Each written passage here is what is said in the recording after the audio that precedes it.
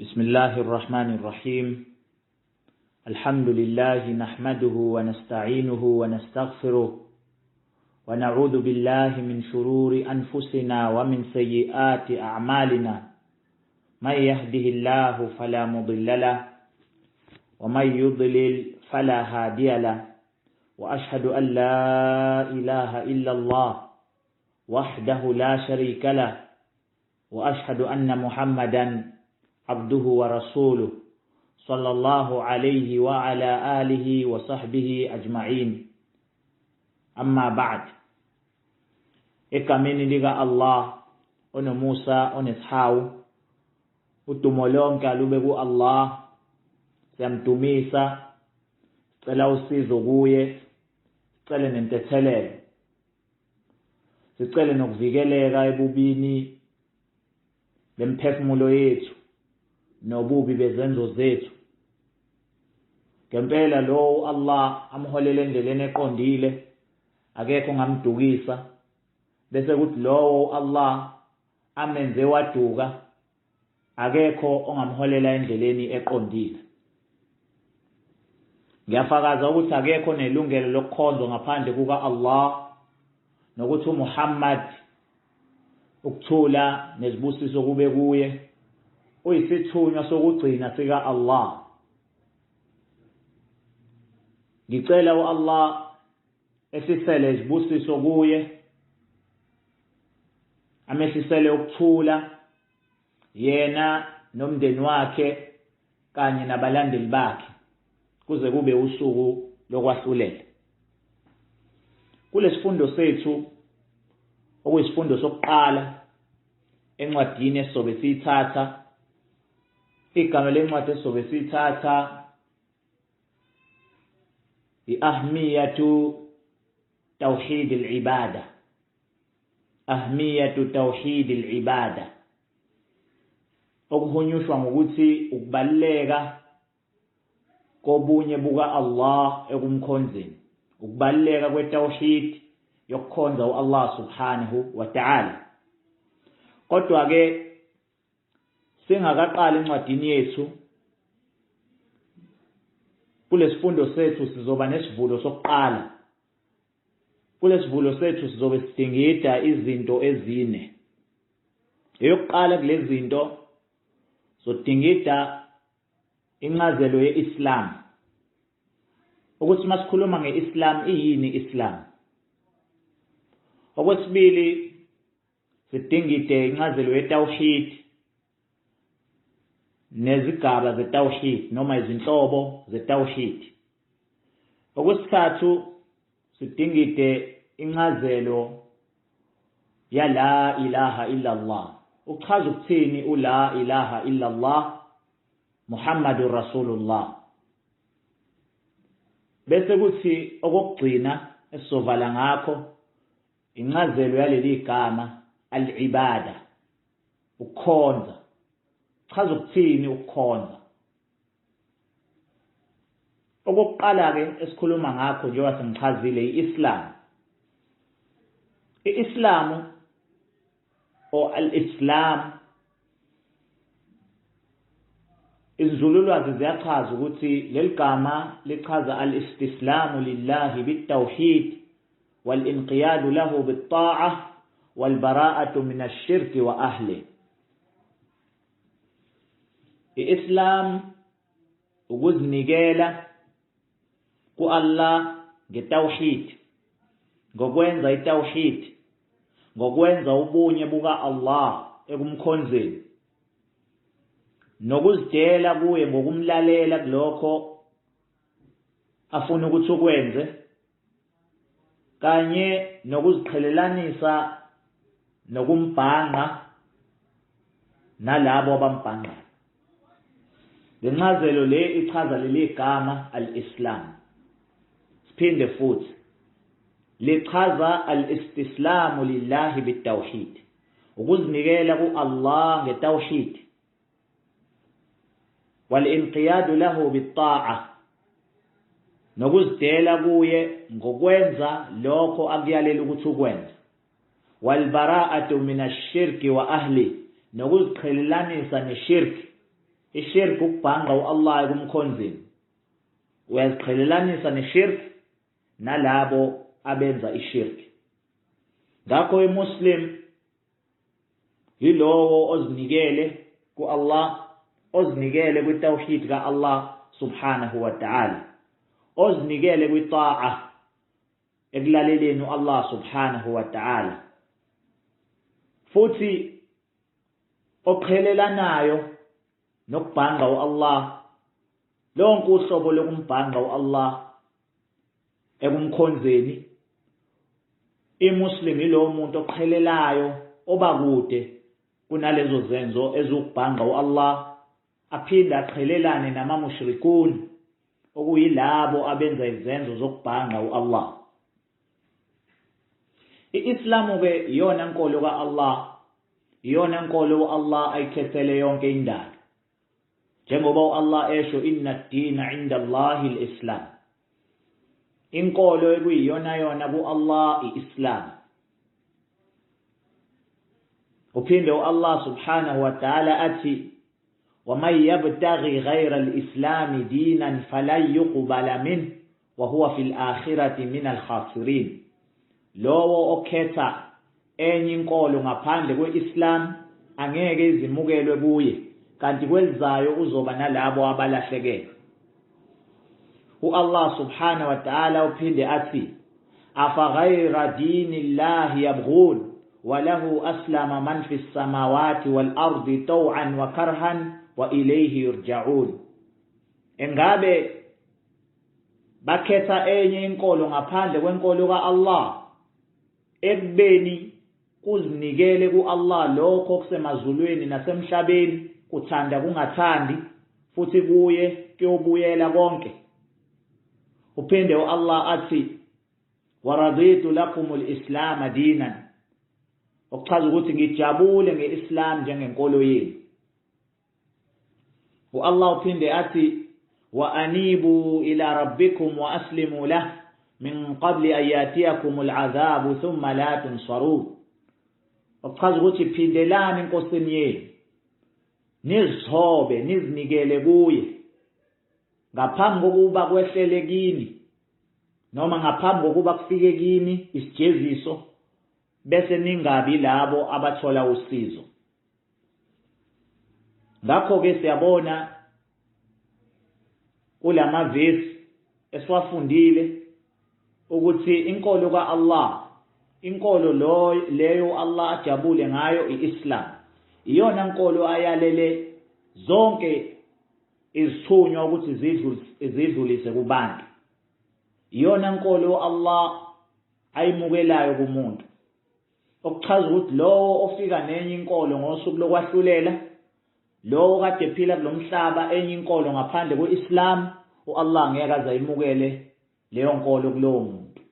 Kanti ke futhi uAllah ngeke azamukele lutho oluyisenzo esihle kulowo muntu, ngoba lowo muntu kwakumele ukuthi abe yini imuslim esaphila kulomhlaba, afe futhi eyimuslim, njengoba uAllah ethi fala tamutunna illa wa antum muslimun, ningafi ngaphandle kokuthi nife ningamamuslim, ningafi ngaphandle kokuthi nife ningamamuslim. Leli verse leli likusura Baqara, bese kuthi elinye ivesi uAllah uthi wala tamutunna illa wa antum muslimun, leli likusura Ali Imran. Elokuqala fala tamutunna illa wa antum muslimun, ningalinge nife ngaphandle kokuthi ningamamuslim. Elinye lithi wala tamutunna illa wa antum muslimun, ningafi ngaphandle kokuthi ningamamuslim. Iyafana incazelo yalama verse omabili, kodwa kugcizeleliwe lokhu wala tamutunna ukuthi ningalinge nangephutha nife nikwenye inkolo, ningalinge nangephutha nife ningasiwo amamuslim. Lokho kutshengisani ukuthi uAllah uyomukela izenzo zethu makuwukuthi sife singamamuslim, silandela leIslam ayithumele nesithunywa sakhe sokugcina uMuhammad sallallahu alayhi wasallam.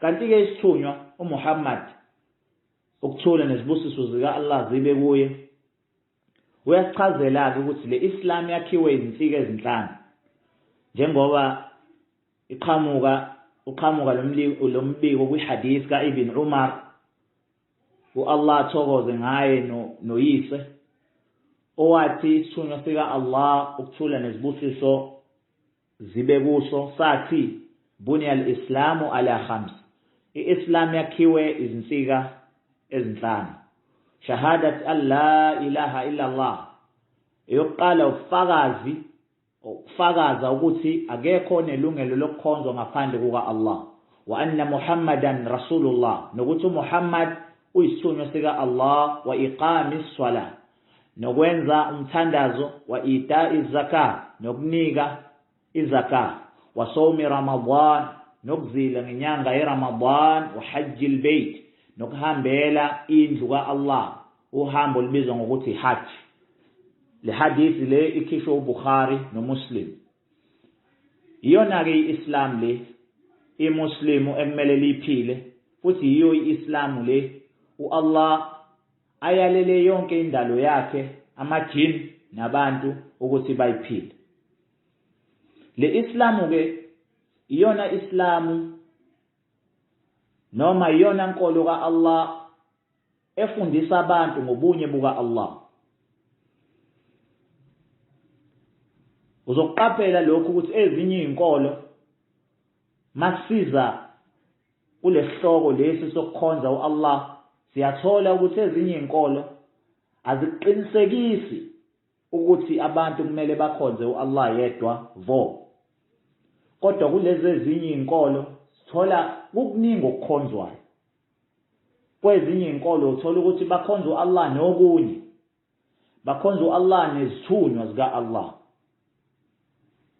bakhonza uAllah nabefundisi babo bakhonza uAllah nobabamkhulu babo asebabashiya emhlabeni okuchaza ukuthini ukuthi abalandeli umthetho kaAllah okuwumthetho wetawhid iyini ke le tawhid le Islam efike nayo itawhid igama leArabic elichaza elithathelwe kuwahada yuwahhidu kuchaza ukwenza ukuthi into ibe yinye chaza ukwenza into ibe yodwa ngakho lesenzo sokwenza into ibe yodwa sibizwa ngokuthi tawhid ukwenza into ibe yodwa ngakho masikhuluma ngetawhid sichaza ubunye ubodwa buka Allah subhanahu wa ta'ala sichaza ubodwa bakhe ekukhonzeni noma ekukhonzweni ubodwa bakhe emagameni akhe nazimfanelo zakhe ubodwa bakhe ebukhosini bakhe ubodwa bakhe kuyo yonke into ekumele ukuthi siyithathe njengokuthi uAllah uyedwa kuyona kanti ke le tawhid izigaba ezintathu eyokuqala sokhuluma ngayo tawhidul asma'i was sifat itawhidul asma'i was sifat ichaza ubunye buka Allah emagameni akhe nakuzimfanelo zakhe uAllah emagameni akhe ubunye buka Allah emagameni akhe nakuzimfanelo zakhe al-asma chaza amagama was-sifat chaza izimfanelo zika Allah subhanahu wa ta'ala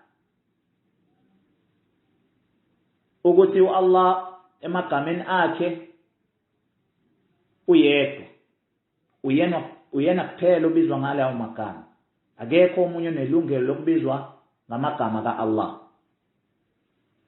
kanye nezimfanelo zakhe izimfanelo ke kuchaza lokho azichaze ngakho uAllah encwadini yakhe iQur'an nalokho achazwe ngakho isithunywa sakhe uMuhammad sallallahu alayhi wasallam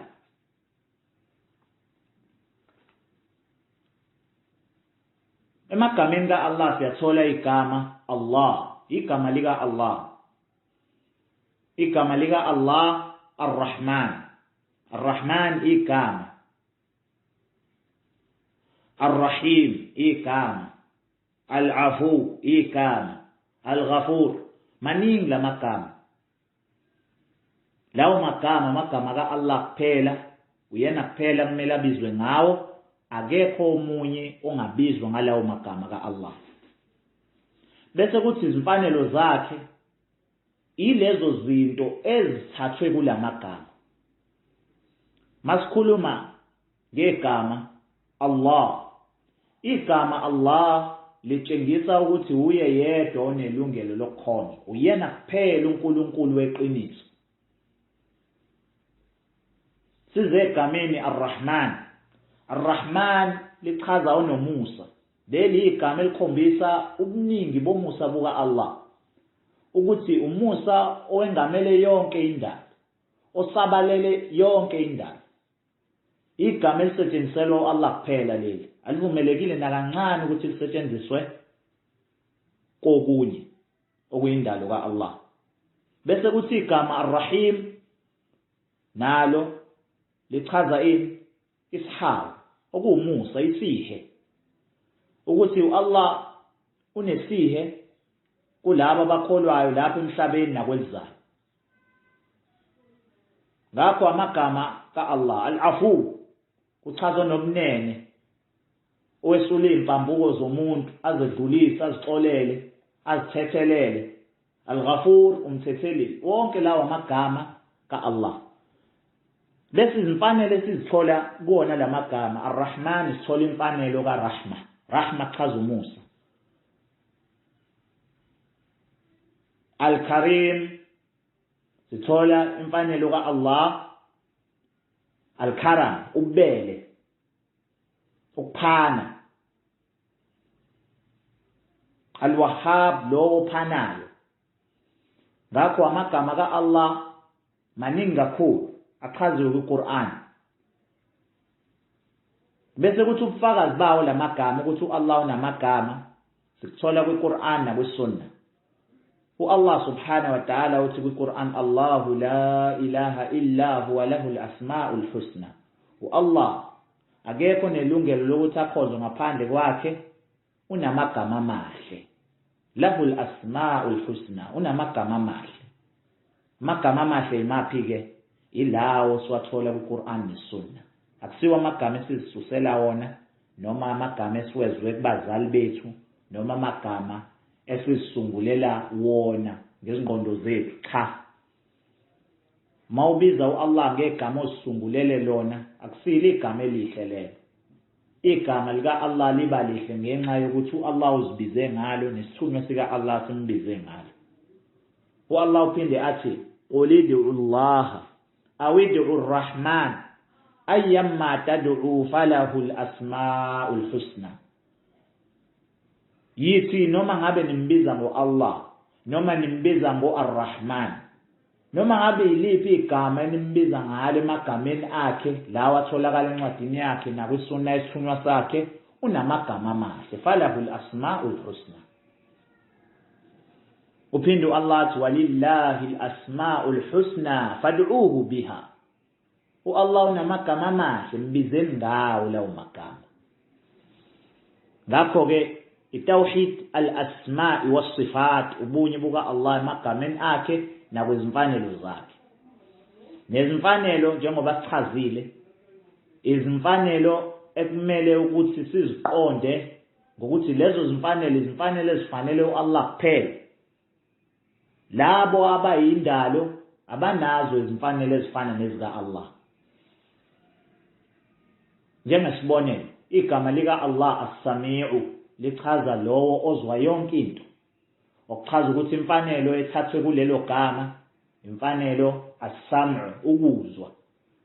Ngakho sithi ukuzwa buka Allah akufani nokuzwa kwenye into. Lapho sisuke senzani? Itawhid fi sifa. Senza itawhid ubunye buka Allah kule mfanelo yokuzwa, ukuthi uAllah uzwa unayo yonke indalo, uzwa yonke into, ayikho-ke into ezwayo njengo-Allah. Al-Basir, u-Allah uyabona, ubona yonke into. Ngakho kunemfanelo lapho ebizwa al-Basar, ukubona. Masenze itawhidi-ke kule mfanelo sothini? U-Allah ubona yonke into, akekho obona njengo-Allah. Indalo iyabona, abantu bayabona, izilwane ziyabona, kodwa ukubona kwabo abantu nokubona kwezilwane ukubona kwendalo. Ngakho ukubona kwendalo akufani nokubona komdali. Njengoba Allah esho laysa kamithlihi shay'un wa huwa as-sami'ul basir, akukho ongafaniswa naye, ebe ewulowo obona yonke into, ozwa yonke into, ebe ewulowo ozwa yonke into, obona yonke into. Ngakho-ke u-Allah simkhonza ngetawhid emagameni akhe nakwizimpawulo zakhe o iziphawulo zakhe noma izimfanelo zakhe ezibizwa ngokuthi as-sifat nge-Arabic. Bese kuthi-ke uhlobo lesibili letawhid, ileyo tawhid esibiza ngokuthi itawhidur rububiyyah. Itawhidur rububiyyah ubunye buka Allah ebukhosini bakhe, ekubeni yirabb. Irabb singayihumusha ngokuthi ichaza umnikazi, ichaza inkosi, ichaza umnakekeli, ichaza umdidiyeli. Ngakho Allah uyedwa kulezi zinto. Uyena yedwa umnikazi wendalo, uyena yedwa inkosi yendalo, uyena yedwa umnakekeli wendalo, uyena yedwa umdidiyeli wendalo, uyena yedwa umdali wadala yonke indalo. Ngakho Allah unobunye ebukhosini bakhe, kwirububiyya yakhe. Ufakazi balokhu sikuthola futhi kwiQur'an nakwiSunnah, njengoba Allah esho alhamdulillahi rabbil alamin, udumo lonke lube ku-Allah oyirabb, oyinkosi yamazwe onke, rabbil alamin, oyinkosi yendalo yonke, owumnikazi, owumnakekeli, owumdidiyeli. Uphinde Allah athi qul a'udhu birabbin nas, malikin nas, ilahin nas. Yithi ngicela ukukhoseleka, ngicela ukuvikeleka ngenkosi yabantu, ngerabbe yabantu, ngenkosi, ngomnikazi, ngomnakekeli wabantu, malikin nas, umnini wabantu, ilahin nas, lowo okhonzwa abantu, lowo okumele akhonzwe abantu, uNkulunkulu wabantu. Uphinde Allah athi inna rabbakumullahu alladhi khalaqa as-samawati wal arda fi 6 ayamin thumma istawa 'ala al-'arsh. Ngempela inkosi yenu Allah, lowo wadala amazulu nomhlaba ezinsukwini eziyisithupha, wase enyukela esihlalweni sobukhosi, wase eba phezu kwesihlalo sobukhosi, thumma istawa 'ala al-'arsh. Allah lo esimkhonza ukuphi? Usesihlalweni sakhe sobukhosi, njengoba Allah esho ezichaza ngalokho, ar-Rahmanu 'ala al-'arshi istawa, onomusa unyukele phezu kwesihlalo sobukhosi. Ngobani Allah usichazela lokho ngaye? Inna Allaha rabbi wa rabbukum fa'buduhu hadha siratun mustaqim. هذا صراط مستقيم.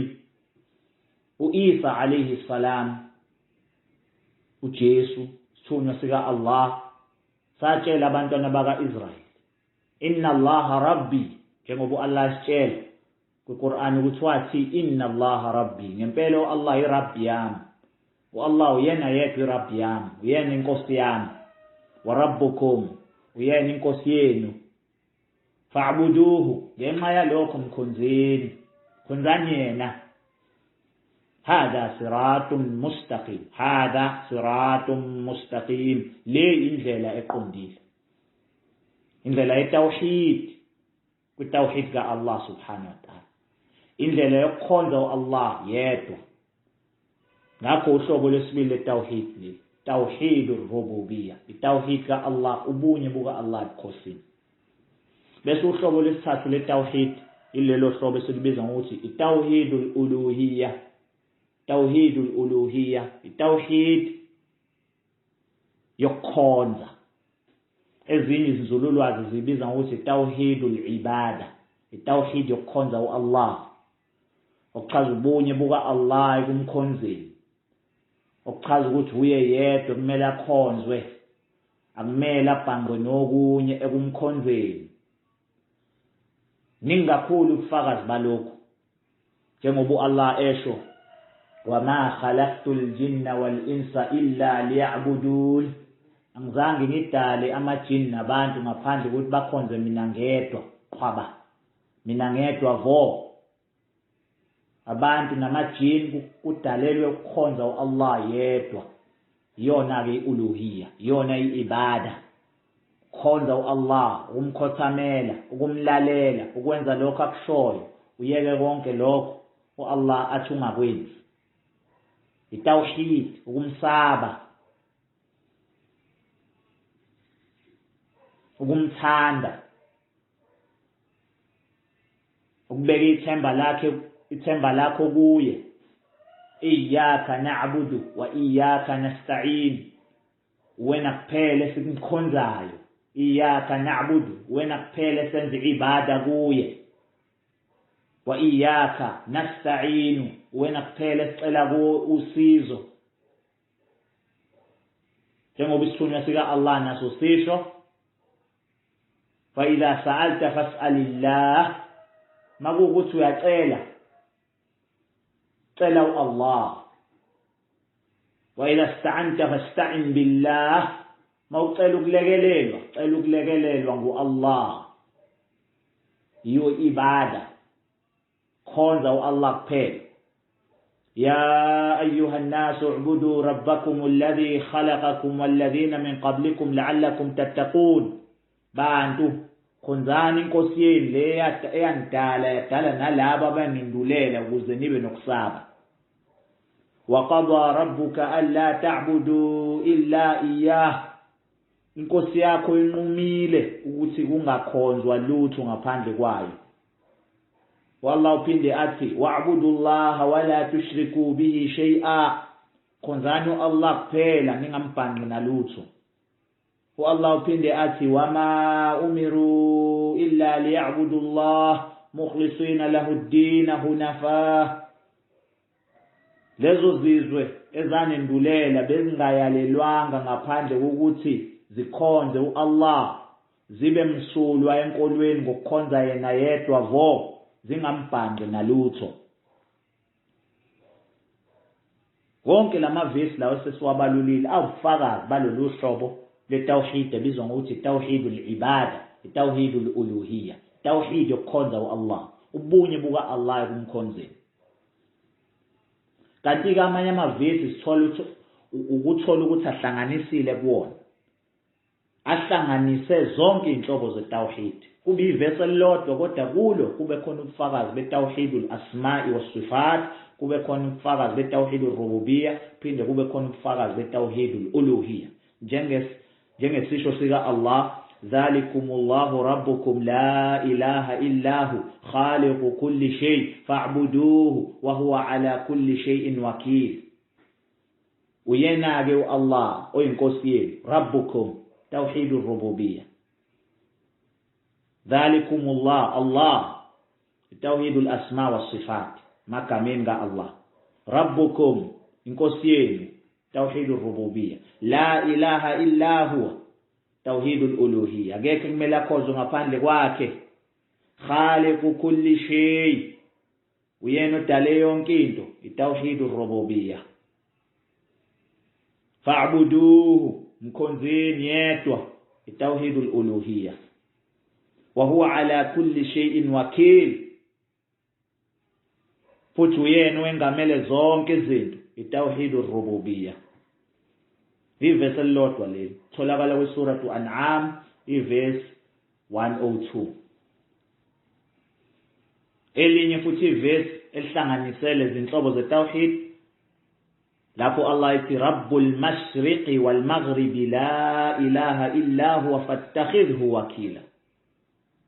Inkosi yempumalanga uyinkosi yentshonalanga akekho nelungelo lokukhonzwa ngaphandle kwakhe mthatheni njengomphathi wezimpilo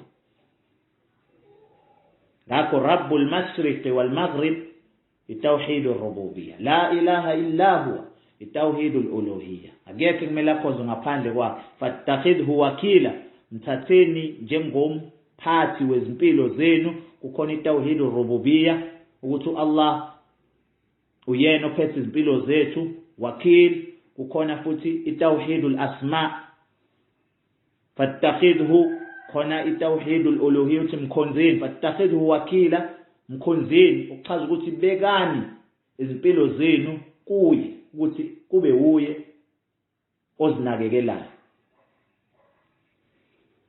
uphindu Allah athi rabbus samawati wal ardi wama bainahuma fa'budhu wastabir li'ibadatihi hal ta'lamu lahu samia uyinkosi yamazulu nomhlaba nalokho phakathi kwawo mkhonzeni yedwa nibe nokubekezele kumkhonzeni kwakhe ngabe kukhona okwaziyo okumlingani kuye chaza ukuthi akukho okumlingani ka Allah subhanahu wa ta'ala njengoba esho walam yakul lahu kufuwan ahad okuchaza ukuthi akukho noyedwa ongawumlingani ku Allah subhanahu wa ta'ala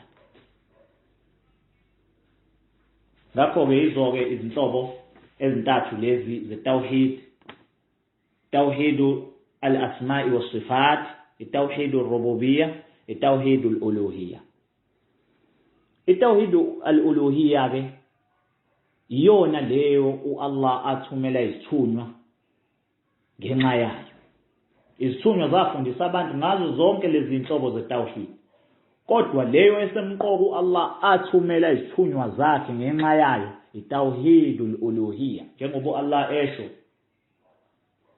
kwiQuran kumavesi amaningi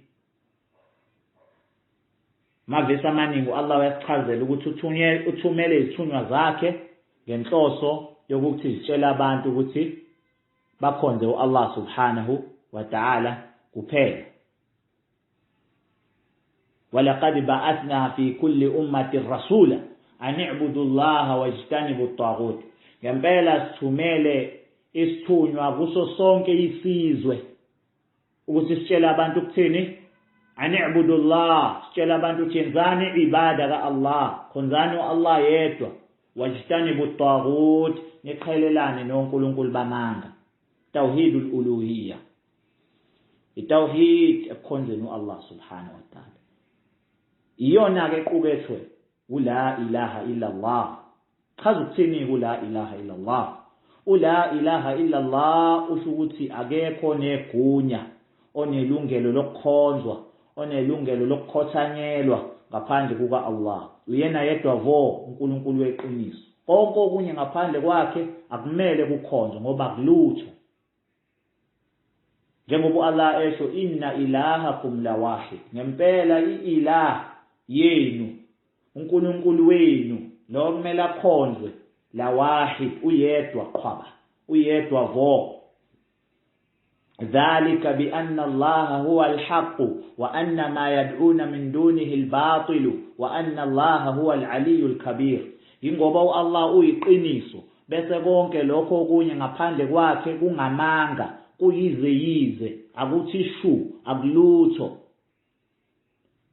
wa anna ma yad'una min dunihi bese kuthi konke lokho abakubizayo lokho abacela kukho ngaphandle kuka Allah al-batilu kungamanga akulutho wa anna Allah huwa al-aliyyul kabir kanti ke Allah uye ungophakeme omkhulu kakhulu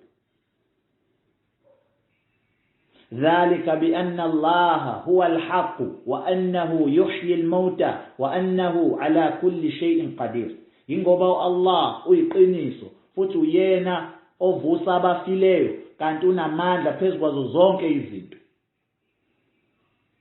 ngakho ke konke okukhonzwa ngaphandle kuka Allah kuyizeleze akulutho kungamanga noma ngabe izingilosi ezisondelene noAllah noma izithunywa abaprofeti ba Allah noma abantu nje ababekholwa ababelungile abangabangani ba Allah laba ababizwa ngokuthi ama-awliya noma abantu asebashona lawa ababizwa ukuthi amadlozi, awalutho, awanalutho, awanalo ilungelo lokukhonzwa ngoba nawo adaliwe, awakwazi ukudala lutho.